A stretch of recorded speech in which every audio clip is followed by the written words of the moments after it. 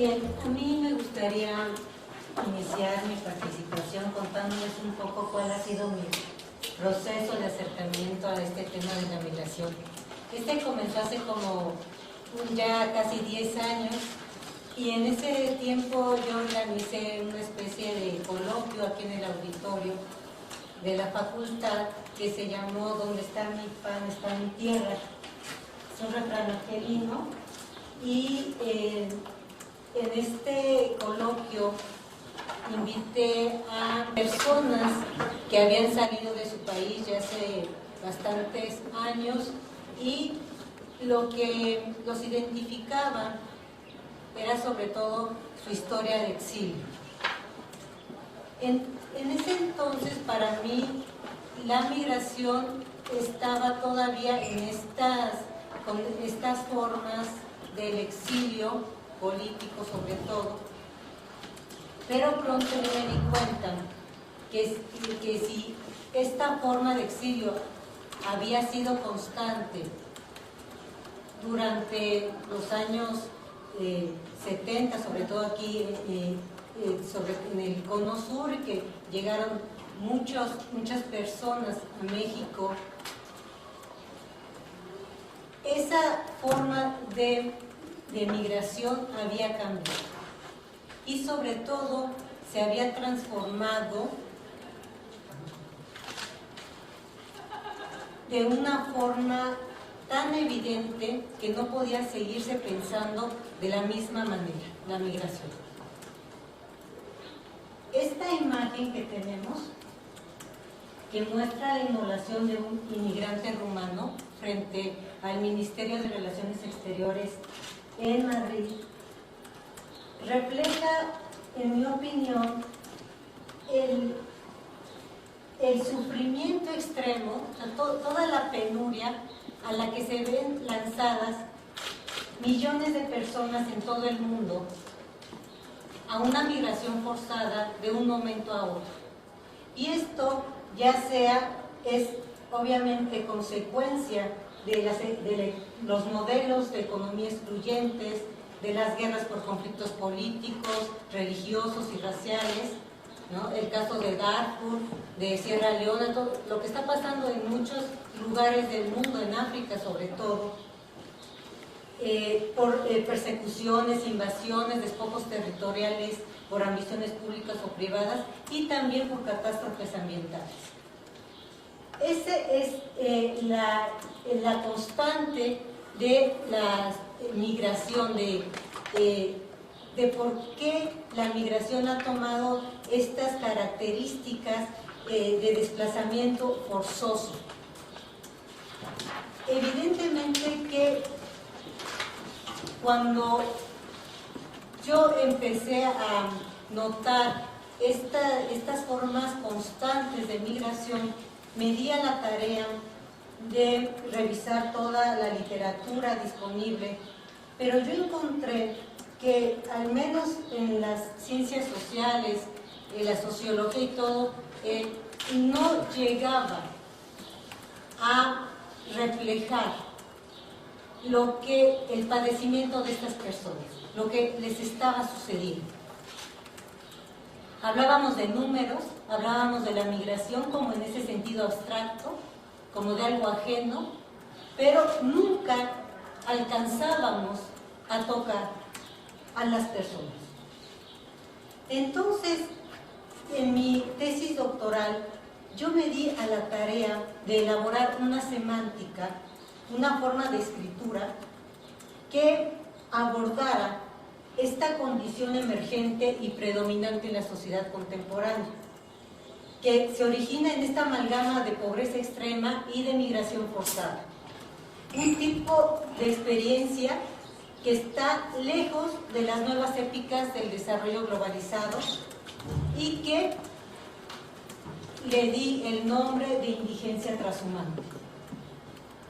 Y precisamente este título que suena tan fuerte intenta mostrar cómo estos desplazamientos contemporáneos son una experiencia de despojo y horror padecida por personas concretas, por seres humanos de carne y hueso, como dijera Unamuno. Y que lo que yo encontré en mi búsqueda fueron miles de relatos de personas que habían pasado o que estaban pasando por esta experiencia. Y eso a mí me obligó a buscar un lenguaje, una semántica que diera cuenta de esta experiencia interior de la emocionalidad trastocada. Y me exigía evidenciar con énfasis la ruptura del horizonte cotidiano, hablar del temor y horror de la partida, del derrumbe de las coordenadas, y que esto se transforma para las personas su tiempo cotidiano en destiempo y desespacio, como decía José Solanes en su libro Los nombres del exilio.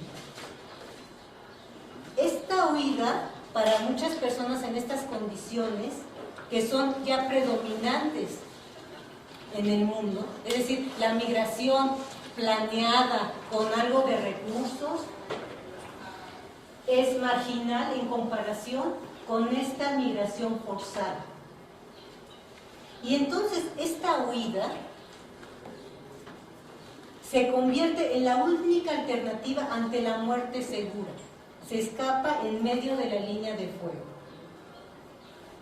Es ahí que entonces yo utilicé imágenes que extraje de la literatura, de la filosofía, que me ayudaran precisamente a reflejar esta imagen.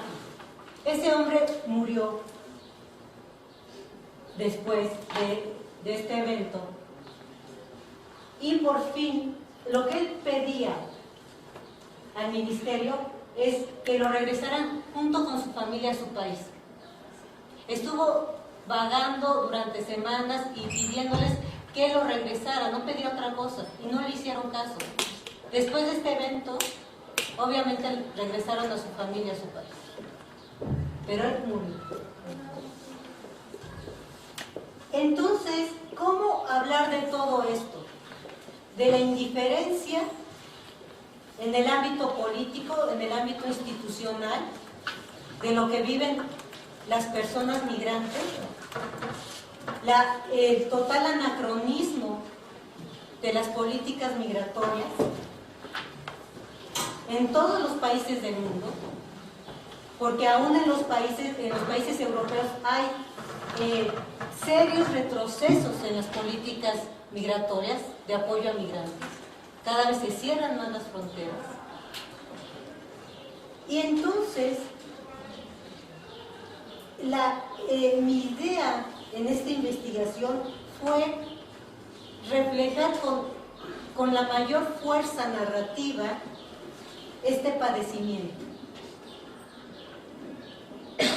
Entonces, lo que yo intentaba, y ahí me identifico con Edward Said, que nos decía, crear o construir ese documento o expresión adecuada que excave los silencios, el universo de la memoria de los grupos itinerantes que apenas sobreviven, los lugares de exclusión e invisibilidad, la clase de testimonio que no aparece en los informes.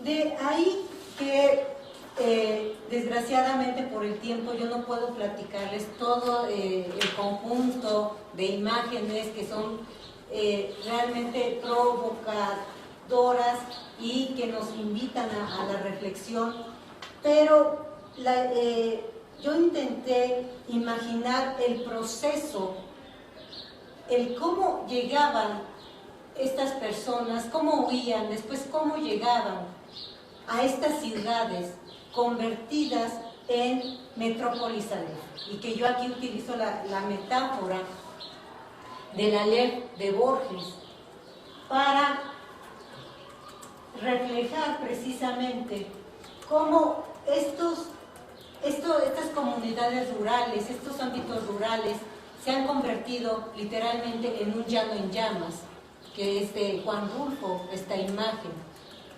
en donde precisamente la presión de estas metrópoles Aleph, que son como monstruos barrocos, que todo lo engullen, que cada vez presionan más a todos los ámbitos rurales, y cuando estas personas se ven obligadas a salir del llano en llamas hacia el infierno de las ciudades, en donde no van a encontrar un lugar ni nadie que los reciba. Al contrario, van a encontrar, en la mayoría de los casos, el rechazo total, y se van a enfrentar a la cadena de abusos que se ha construido a partir de esta migración forzada, ¿no? Esta mezcla entre los que se llaman grupos criminales, pederastas, trata de personas, demás, coludida totalmente con las autoridades encargadas de la migración. De ahí que estas crónicas trashumantes, este camino que tiene que recurrir, que tiene que andar el indigente trashumante en búsqueda de un lugar, se convierta en un pasaje.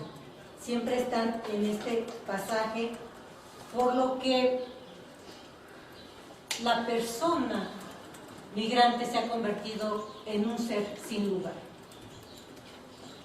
Ha tenido que salir de su lugar original y llega a un lugar que solo es de paso, no permanece. La característica de la migración actual es que por lo regular no se logra permanecer.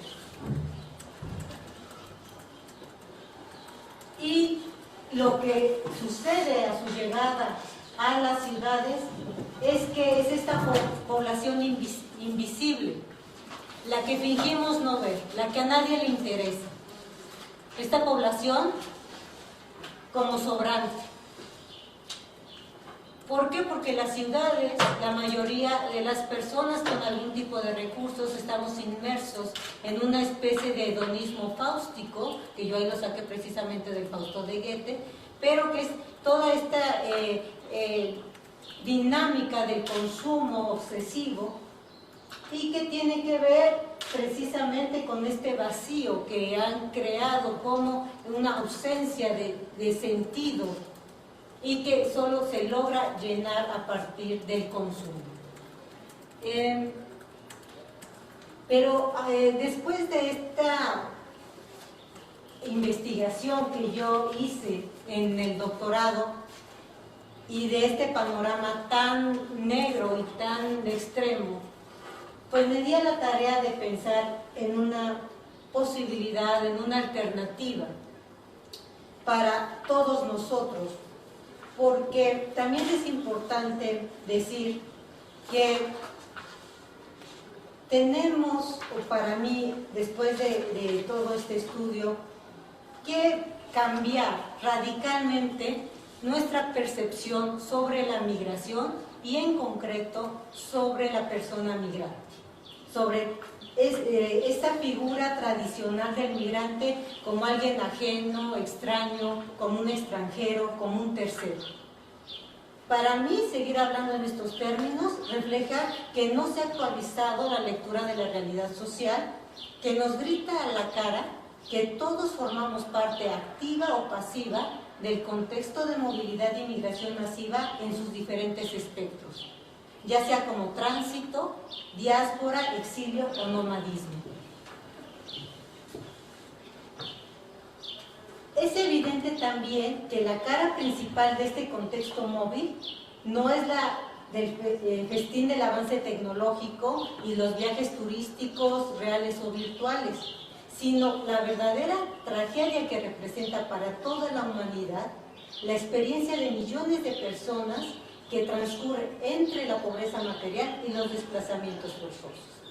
En este contexto es donde colocamos en sintonía con muchas voces en todos los ámbitos la urgencia y pertinencia del reconocimiento social de lo que ya es una realidad, la emergencia actual de la comunidad migrante, en la que todos estamos incluidos. En una frase, todos somos migrantes, y esta afirmación no es un eslogan político ni una declaración utópica o solo de buena voluntad.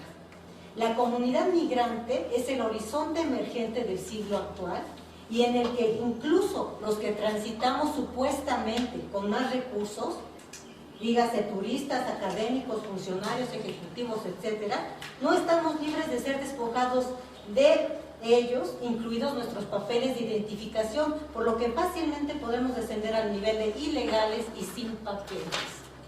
El reconocimiento de nuestro cambio de condición social de predominantemente establecidos, como señalaba Norbert Elias, a migrantes, implica en efecto reconocer a alguien nuevo en nosotros mismos y más aún identificarlo, esto es, pensar en dos cosas contradictorias en una misma definición. Por una parte, admitir que lo que estaba ahí, el ser que recordamos ya no está. Es decir, esa persona que se pensaba con la posibilidad de un empleo fijo, por lo tanto con un domicilio fijo, por lo tanto con amigos fijos y continuos, ese ser ya cada vez es más lejano a nuestra realidad. Y ese ser ya no está, y lo que está es un ser que no conocemos. O sea, estas nuevas condiciones que nos tocaron a nuestra generación todavía no las asimilamos. Esto implica tener que pensar en un misterio casi tan turbador como el de la muerte, como señalaba Riquet, y que él toma de Proust. A pesar de esta turbación, reconocernos como parte de la comunidad migrante nos descoloca de nuestra pasividad de impotencia y nos posiciona, siguiendo al propio Riquet, como centros de decisión y seres capaces de reconocimiento de responsabilidad. Nos permite aprender a contarnos y a narrarnos. Tal podría ser la ganancia de esta apropiación crítica. Aprender a contarse es también aprender a contarse de otra manera. Nos impulsa a la acción, a la creación, a la construcción. La comunidad migrante nos dota de una identidad narrativa potencialmente compartida por todos, en un contexto social donde prima el silencio, la búsqueda de sentido y la fragmentación de la identidad personal y comunitaria. La comunidad migrante nos incluye a todos en varios niveles y dimensiones. No es una comunidad más entre otras, mucho menos está constituida por esos supuestos marginales, esos diferentes, ¿no? Esos migrantes. En la comunidad migrante estamos todos. Y no se trata tampoco solo de una resistencia política ni de una identidad de clase. No, en ella confluyen las mismas y antiguas tensiones y luchas por los recursos limitados. Algunos nos movilizamos más que otros, muchos son expulsados y otros vagan entrópicamente por los espacios laberínticos de las metrópolis. Algunos de ellos acceden, los menos, a los nichos paradisiacos y la mayoría deambulan en el limbo y los círculos del infierno, preguntándose ¿cuándo llegaré? ¿A dónde llegaré? Búsqueda eterna por un espacio hospitalario. La hospitalidad, nos dice Emmanuel Levinas, es un hecho concreto esencial del recogimiento humano y de la separación. El surgimiento de la comunidad migrante como fenómeno contemporáneo vuelve indispensable, por lo tanto, o sea, a partir de que todos nos reconocemos como potencialmente migrantes, hace indispensable una ética y una cultura de la hospitalidad que la acompaña. Una lucha profunda con nosotros mismos para desterrar el miedo, la ira, para abrir nuestras puertas. El recogimiento, dice Levinas, es una casa abierta al otro. Ética hospitalaria que obliga y doblega la tradición del rechazo y que erige una política, una justicia para millones de sin papeles y de sin domicilio fijo, donde emerge otro derecho internacional, otra política de fronteras, otra política del humanitario para acceder a las ciudades hospitalarias. Cada ciudad un refugio, cada ciudad como ciudad hospitalaria, como verdadero gran paso en la luna para la humanidad. Ese sería el verdadero paso en la luna para la humanidad, la hospitalidad. Esta propuesta de ciudades hospitalarias, obviamente que va a contrapelo, a contracorriente de la ciudad cerrada, de las gated communities. Necio anhelo de inmunidad frente a la oleada comunitaria. Como nos dice Paul Virilio, estas ciudades cerradas es una regresión patológica de la ciudad, según la cual la cosmópolis, la ciudad abierta de ayer, cede su lugar a la claustrópolis. Pero como nos decía ya Derrida, cosmopolitas del mundo, un esfuerzo más para acoger, para recibir al neoerrante, al socioasteroide, que también así le llama Paul Virilio, para dar derechos a los sin derechos. Obligada antropología de la tensión entre rechazo y hospitalidad como núcleos opuestos de la comunidad. Camino que comienza en el reconocimiento de nuestra condición de invitados en esa que llamamos nuestra casa, en la que somos al mismo tiempo invitado y anfitrión.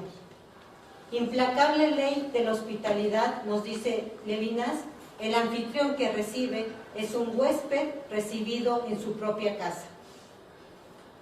Es así que la hospitalidad precede a la propiedad, es por mucho la esencia de lo que es, o más bien, de lo que se abre así más allá de eso. Y toda esta investigación, que es la que he realizado en el Colegio de Michoacán, de la Comunidad Migrante como Identidad Narrativa, afortunadamente no se ha quedado en el papel.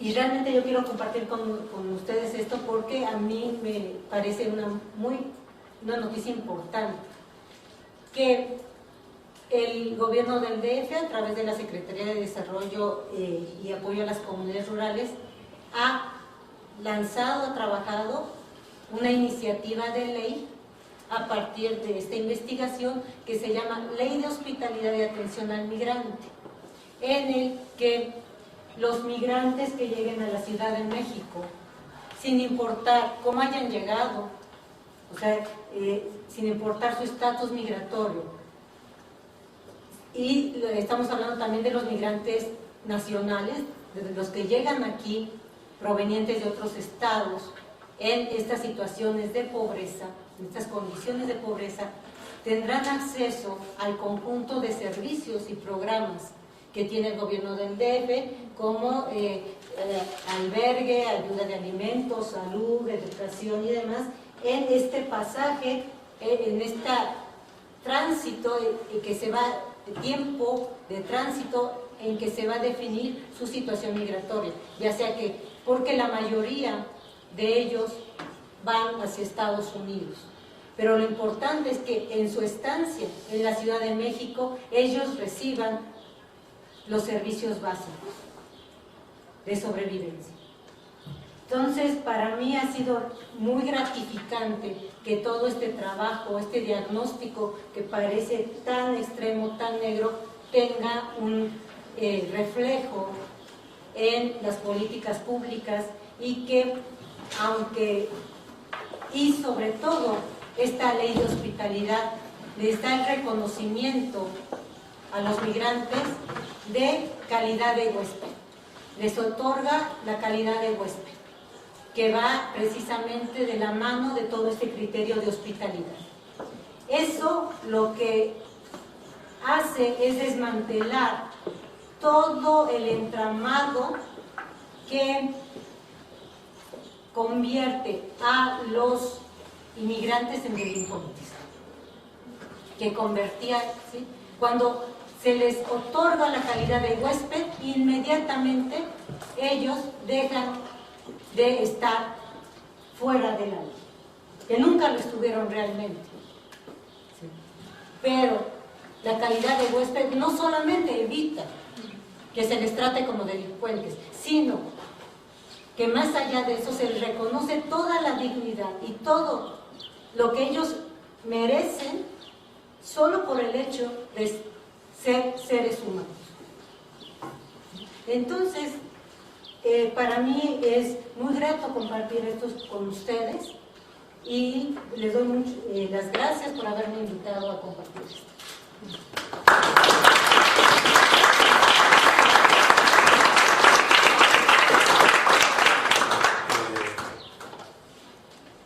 Cada día la migración se convierte en un descubrimiento y tengo que,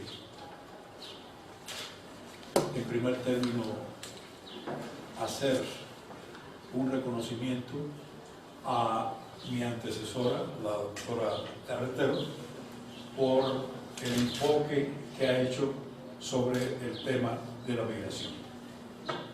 Yo me pregunto si habría muchos otros autores,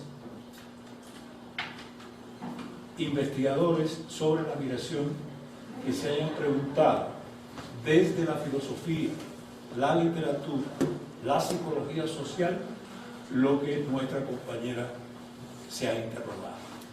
Y creo que si lo hubiesen hecho así, quizás el estudio de las migraciones pasaría de ser muchas veces ese esquema frío que nos dan los estudios llenos de números y estadísticas, para convertirlo un poco más en ese drama humano que verdaderamente tiene y que contiene no solamente la migración, sino el que tiene que migrar.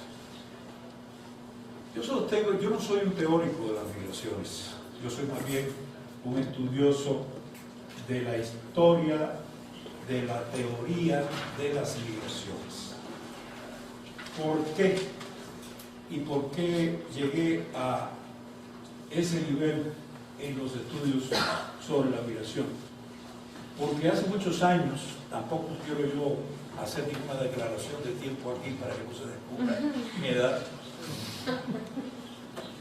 y hablando con uno de los grandes maestros que hemos tenido en la facultad, don Sergio Bagún, ya desaparecido, le preguntaba yo si él creía que había alguna posibilidad de encontrar un marco teórico para el estudio de las migraciones. Y él me decía, bueno, yo hace muchos años, me decía él, trabajé con un amigo, un investigador, también paisano mío, me decía, Emilio Palermo, las migraciones en América Latina, y me encontré que efectivamente no teníamos un marco de referencia histórica. O sea, no estaba inventado. Habían algunas cosas que se habían comentado, obviamente se manejaban algunos modelos que son clásicos en migraciones, pero que no daban cuenta realmente de todo el proceso migratorio, cómo estaba. Y eso despertó en mí una curiosidad, que fue la de encontrar un marco teórico para el estudio de las migraciones, y me llevó precisamente a explorar toda la literatura, todos los trabajos que se habían hecho sobre el estudio de las migraciones, porque yo tenía una idea, yo quería hacer una comparación de dos tipos de migraciones que se habían convertido para México en ciertos paradigmas institucionalizados ya, que era la migración política y la migración económica. Y quería tomar como caso a las migraciones producidas, que se habían producido durante la Guerra Civil Española. Y antes de la Guerra Civil Española, en un proceso combinado en que había producido dos tipos distintos de migraciones. Yo sostenía que el migrante que había venido a México motivado por razones económicas se había integrado más fácilmente a la sociedad mexicana que aquel que lo había hecho por razones políticas. Y me disponía precisamente a hacer ese estudio cuando me encontré que efectivamente no había una referencia, ¿verdad?, teórica para poder sostener ese criterio. Se iba a quedar sencillamente en una hipótesis que podría comprobar, como traté de hacerlo en ese pequeño estudio, en donde realmente la muestra era necesariamente pequeña también, y por otra parte injusta en el sentido de que la migración que se había producido no solamente por el éxodo tan enorme, por la diáspora realmente, que dejó sobre todo vacía a casi toda la región del norte de España, Galicia, Asturias, etcétera, debido precisamente a la situación económica antes y después de la guerra del 36 al 39, y por supuesto la comparación con el gachupín, dicho esto sin ningún rencor ni mucho menos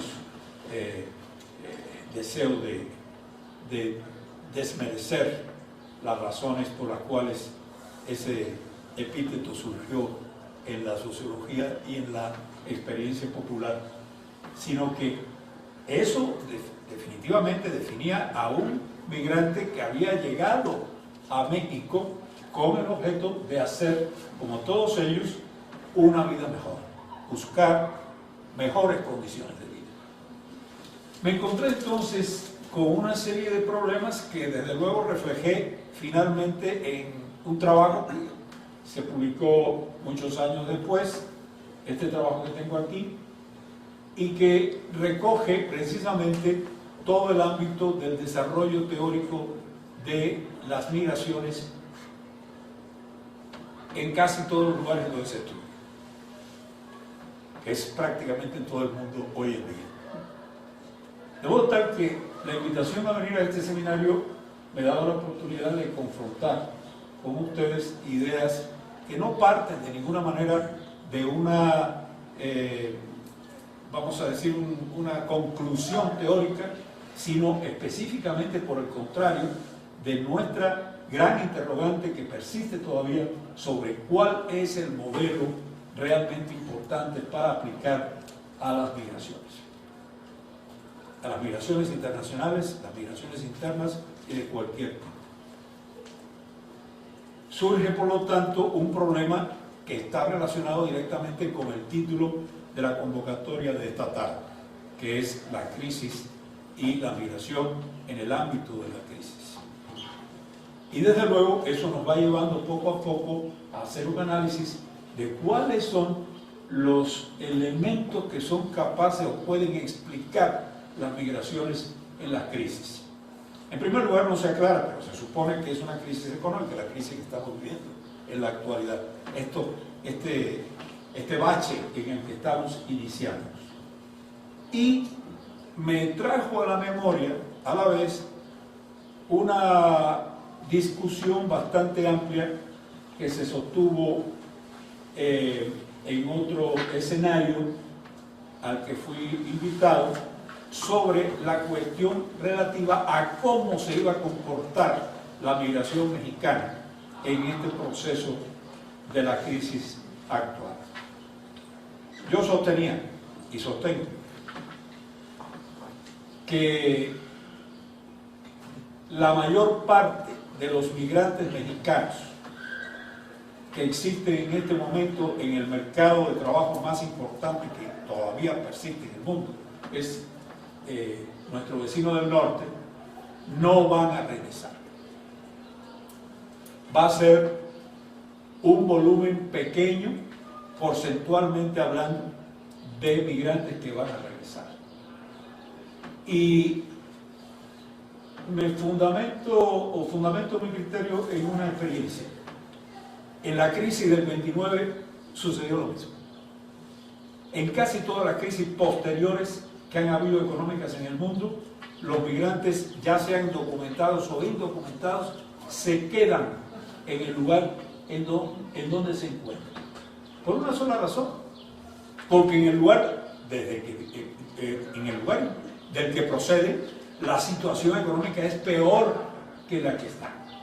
Y el migrante utiliza una fórmula muy sencilla: yo voy a estar presente en el lugar donde mejor pueda tener la oportunidad de ocupar mi fuerza de trabajo. Si efectivamente la crisis se prolonga mucho tiempo, probablemente haya un retorno masivo. Pero mi criterio es que, de acuerdo con la experiencia, eso no se va a producir. Y se sostenía entonces, por parte de otros participantes, de que las políticas públicas que se estaban implementando para contrarrestar la crisis probablemente serían las que detendrían a esos migrantes fuera, y obviamente que no se produjera el retorno. Desde mi punto de vista, las políticas públicas no son las culpables ni son las causantes directas de las migraciones.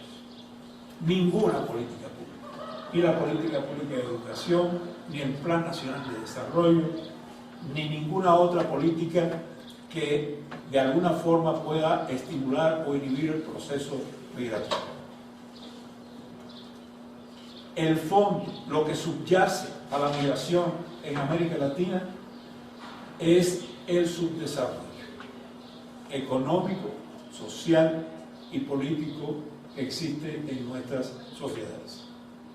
Y el único marco teórico que encontraba yo, y lo sostenía en esa reunión, para explicar ese fenómeno, es un marco histórico estructural.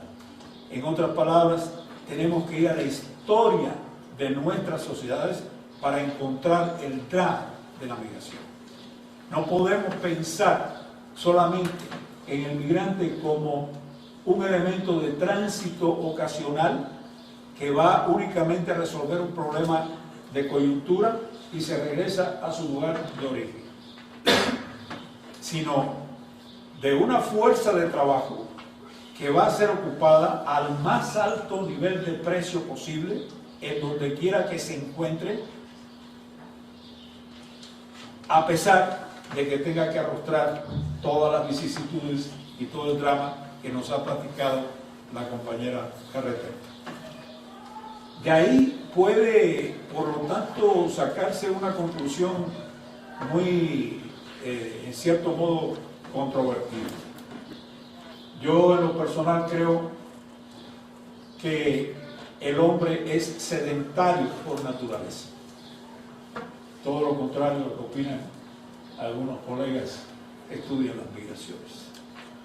Se va porque no le queda otro recurso. En otras palabras, toda migración, o casi todas las migraciones, son forzadas. Y en eso coincidimos plenamente con lo que comentaba nuestra compañera. Todas, o casi todas. ¿Cómo no va a ser forzado un individuo que ya no tiene recursos para sostener su familia, que no puede llevar a sus hijos a ser atendidos por un médico y que muchos de ellos ven morir a sus hijos por enfermedades curables? ¿Cómo no va a ser o no se va a poner en movimiento y va a hacerlo forzadamente aquel individuo que de alguna manera no ha podido tener ubicación, a pesar incluso de tener la preparación técnica necesaria para poderse quedar en un trabajo en su propio lugar de nacimiento o en su propio entorno social de desarrollo? Bueno, eso trae como consecuencia que en realidad se caiga por su peso una serie de elementos de juicio que tipifican a un migrante como alguien inquieto, que naturalmente es móvil, que no puede estar tranquilo de alguna manera sin tener la oportunidad de trascender su nicho cultural. Yo creo que efectivamente esa imagen puede aplicarse en determinados momentos y a ciertos migrantes, ¿verdad? Un ejecutivo, por ejemplo, que trabaja o trabajaba en la General Motors o en cualquier otra industria importante, en los Estados Unidos o en cualquier parte del mundo, le ofrecen trabajo. Por ejemplo, trabajaba en Chicago y le ofrecen un puesto, digamos, en París, en condiciones mejores y con el mismo mejor salario, pues obviamente tiene mayor capacidad de tomar decisión sobre qué va a hacer con su vida y por lo tanto puede hacer la maleta seguirse, porque es una mejor posibilidad de disfrutar de su capacidad de trabajo y de sus conocimientos. Pero eso no ocurre nada más que en casos aislados. Cuando hablamos de migraciones, no hablamos de alguien que se traslada ocasionalmente de un lugar para otro. Se discute mucho en las Naciones Unidas incluso si un estudiante becado en otro país es un migrante. No lo es, ¿verdad? Generalmente, en este momento de tanta demanda de fuerza de trabajo calificada, probablemente se quede, porque indudablemente lo sabemos aquí mismo en la universidad, que hay una buena cantidad de compañeros que se van becados a los Estados Unidos o Europa, después conocemos a ellos únicamente por las tarjetas postales, ¿no? Porque no regresan. ¿Por qué? Bueno, porque le hacen una mejor proposición de trabajo, consideran que es erróneamente lugar en donde pueden aprender más, erróneamente, y se quedan. Pero eso es un porcentaje. Es un porcentaje que no ha sido determinado, pero no se puede aplicar a la generalidad. De modo tal que el hecho de que toda migración, desde mi punto de vista, sea forzada, nos da a nosotros un criterio de definición distinta de la tipología en las migraciones. El otro factor, saber que efectivamente migramos, o la mayor parte de los migrantes en América Latina son producidos por el problema que subyace, que es el subdesarrollo, la falta de oportunidades en nuestros lugares de origen. Ese es otro factor que define también y echa por tierra todo aquello que puede argumentarse en favor de políticas públicas como causantes de las migraciones. Pero además, en las políticas públicas, y valga ese desvío del tema brevemente para hacer alusión a un hecho que precisamente un estudioso de las migraciones muy importante, que yo en lo personal considero que ha hecho grandes contribuciones al estudio de las migraciones, me estoy refiriendo a Stephen Cousins, es probablemente uno de los estudiosos que se ha detenido más en la hipocresía existente en las políticas que se denominan migratorias. Él dice, con razón, muchas de las políticas migratorias tienen agendas ocultas. En otras palabras, el gobierno dice una cosa y realmente se produce otra, porque tienen intenciones totalmente contrarias. Y el ejemplo es muy fácil de constatar en México.